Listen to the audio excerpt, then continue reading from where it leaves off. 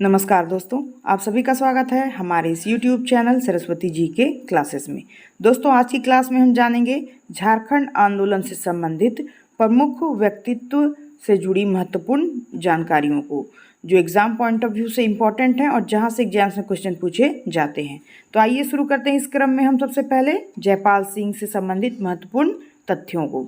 जयपाल सिंह मुंडा जिनके बारे में महत्वपूर्ण जानकारी हम हासिल करेंगे, तो इनका जन्म जो है जयपाल सिंह मुंडा का, वो 3 जनवरी 1903 ईस्वी को टकरा गांव खूंटी में एक मुंडा परिवार में हुआ था। तो जयपाल सिंह का जन्म कब हुआ था? तो 3 जनवरी 1903 ईस्वी को कहाँ हुआ था? तो खूंटी के टकरा गांव में एक मुंडा परिवार में हुआ था। जैसा कि इनके नाम से ही पता चलता है, जयपाल सिंह मुंडा इनका नाम भी है। तो ये किससे संबंधित है? मुंडा परिवार से। जयपाल सिंह का मूल नाम क्या था? तो जयपाल सिंह का मूल नाम था वेनंद पाहन। यहाँ पे थोड़ा मिसप्रिंट है, इनका मूल नाम हो जाएगा वेनंद पाहन।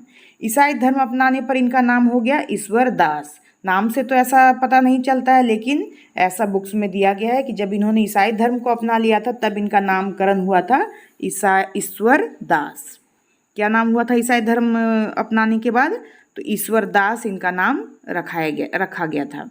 तथा खूंटी के पुरोहित के द्वारा इनका नामकरण किया गया था जयपाल सिंह। अब क्या है कि इस सबसे इनका मूल नाम था वेनंद पाह। जब इन्होंने ईसाई धर्म को स्वीकार कर लिया तो इनका नाम हो गया ईश्वर दास। और वहीं पे खूंटी के एक पुरोहित थे जिनका नाम था जयपाल मिश्र। उन्होंने अपने नाम के आधार पर इनका नामकरण किया था जयपाल सिंह। पुरोहित का नाम था जयपाल मिश्र और उन्होंने अपना नाम दिया था इन्हें, और इनका नाम हो गया जयपाल सिंह। फिर जयपाल सिंह की पत्नी का नाम था तारा मजूमदार, जो भारतीय राष्ट्रीय कांग्रेस के प्रथम अध्यक्ष व्योमेश चंद्र बनर्जी की पुत्री थी। तो ये भी इम्पोर्टेंट है कि इनकी जो पत्नी थी उनका नाम क्या था? तो तारा मजूमदार था।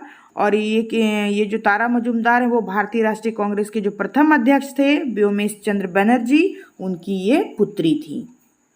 फिर जयपाल सिंह का दूसरा शादी होता है जहां आरा से, जो ब्रिटिश फौज के कर्नल रोनाल्ड कार्टिस की पत्नी थी। तो जयपाल सिंह की पहली पत्नी कौन हो गई? तारा मजूमदार। और इनकी दूसरी पत्नी, इनका दूसरा भी विवाह होता है किससे? तो जहां आरा नाम की महिला से होता है, जो कौन थी? तो ब्रिटिश फौज के कर्नल रोनाल्ड कार्टिस की वो पत्नी थी। फिर जयपाल सिंह की कुशाग्र बुद्धि से प्रभावित होकर सेंट पॉल हाई स्कूल के हेडमास्टर केनन कोसग्रेव ने उन्हें उच्च शिक्षा ग्रहण करने हेतु इंग्लैंड भेजा था। तो ये क्वेश्चन पूछा जाता है कि जयपाल सिंह को किसने उच्च शिक्षा ग्रहण करने के लिए इंग्लैंड भेजा था? तो सेंट पॉल हाई स्कूल के हेडमास्टर केनन कोसग्रेव ने इन्हें उच्च शिक्षा ग्रहण करने के लिए इंग्लैंड भेजा था। फिर 1928 ईस्वी के एम्स्टर्डम यानी नीदरलैंड के एम्स्टर्डम में जो आयोजित किया गया था ओलंपिक, उसमें जयपाल सिंह ने भारतीय हॉकी टीम का नेतृत्व किया था। और इस ओलंपिक में भारत ने अपना पहला ओलंपिक स्वर्ण पदक जो कि पुरुष हॉकी ने प्राप्त किया था। तो ये भी बहुत ही इम्पोर्टेंट है कि भारत को पहला स्वर्ण पदक हॉकी की तरफ से ओलंपिक में दिलवाने वाली जो टीम थी उसके ही सदस्य थे जयपाल सिंह मुंडा। 1928 के एम्स्टर्डम में जो ओलंपिक आयोजित किया गया था उसमें इस टीम का नेतृत्व संभाला था जयपाल सिंह मुंडा ने। फिर है कि जयपाल सिंह ने 1939 ईस्वी में आदिवासी महासभा के गठन में महत्वपूर्ण सहयोग दिया था। ये भी इम्पोर्टेंट है कि जयपाल सिंह मुंडा ने 1939 ईस्वी में आदिवासी महासभा का जो गठन हुआ था उसमें बहुत ही महत्वपूर्ण योगदान दिया था। फिर नेक्स्ट है सन 1950 में जयपाल सिंह ने पृथक झारखंड की मांग को लेकर झारखंड पार्टी का गठन किया, और पृथक झारखंड की मांग करने वाले वे पहले नेता थे। तो ये भी बहुत इंपॉर्टेंट है कि सन 1950 में जयपाल सिंह ने पृथक झारखंड की मांग को लेकर एक पार्टी का गठन किया था जिसका नाम था झारखंड पार्टी। और पृथक झारखंड की मांग करने वाले वे पहले नेता थे। तो ये भी बहुत इंपॉर्टेंट तथ्य है, यह बहुत इंपॉर्टेंट फैक्ट है जयपाल सिंह मुंडा से जुड़ा हुआ।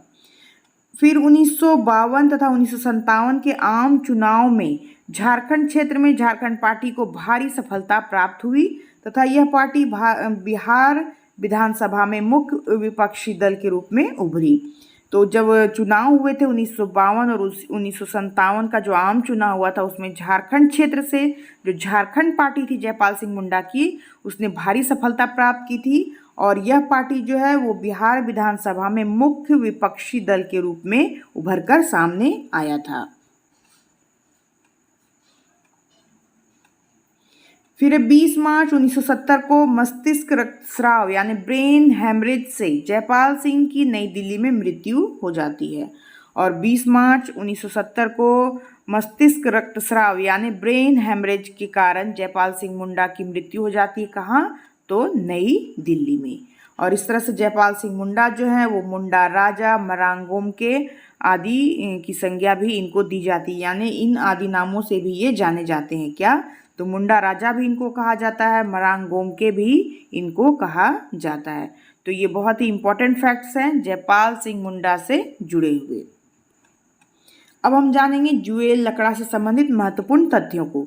जुएल लकड़ा जिनका जन्म मुरगू गांव रांची में एक उरांव परिवार में हुआ था।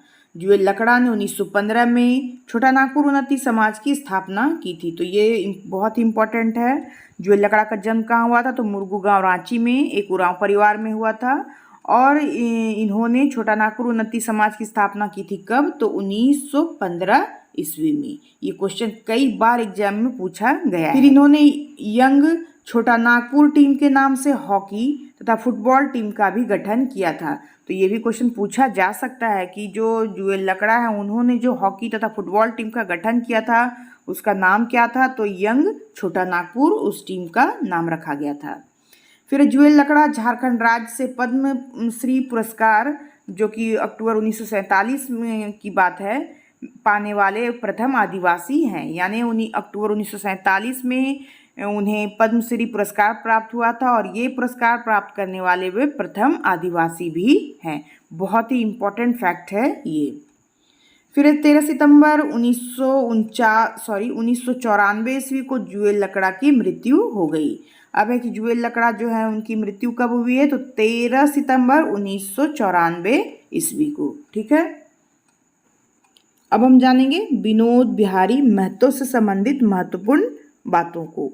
विनोद बिहारी महतो को आदिवासियों के झारखंड आंदोलन को झारखंडियों के आंदोलन में परिणत करने हेतु जाना जाता है। विनोद बिहारी महतो को आदिवासियों के का जो झारखंड आंदोलन था उसे झारखंडियों के आंदोलन में परिणत करने हेतु जाना जाता है। यानी इन्होंने जो झारखंड आंदोलन था वो सिर्फ आदिवासियों का आंदोलन ही नहीं रहने दिया, बल्कि इसे झारखंडियों का आंदोलन जो है बना दिया था और इस हेतु ही विनोद बिहारी महतो को जाना जाता है।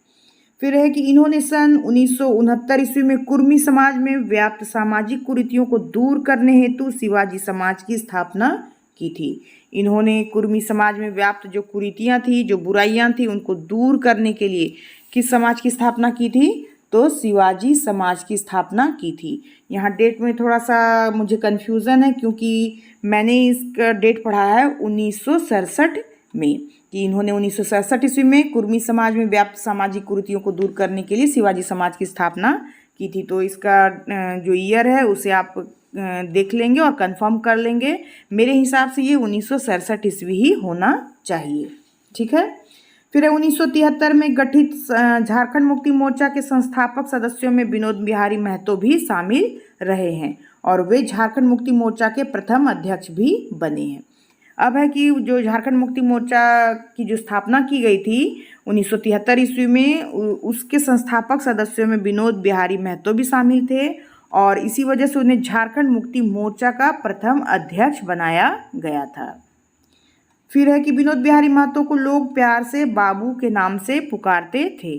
तो ये इम्पोर्टेंट है, क्वेश्चन पूछा जाता है एग्जाम्स में कि बाबू के नाम से किसे पुकारा जाता था? तो ये हैं विनोद बिहारी महतो। अब हम जानेंगे शिबू सोरेन से जुड़े हुए महत्वपूर्ण तथ्यों को। शिबू सोरेन का जन्म 1942 ईस्वी में नेमरा रामगढ़ नामक स्थान पर हुआ था। शिबू सोरेन का जन्म कहाँ हुआ था? तो 1942 ईस्वी में नेमरा रामगढ़ नामक स्थान पर हुआ था। इसका डेट शायद 11 जनवरी है। 11 जनवरी 1942 को इनका जन्म हुआ था।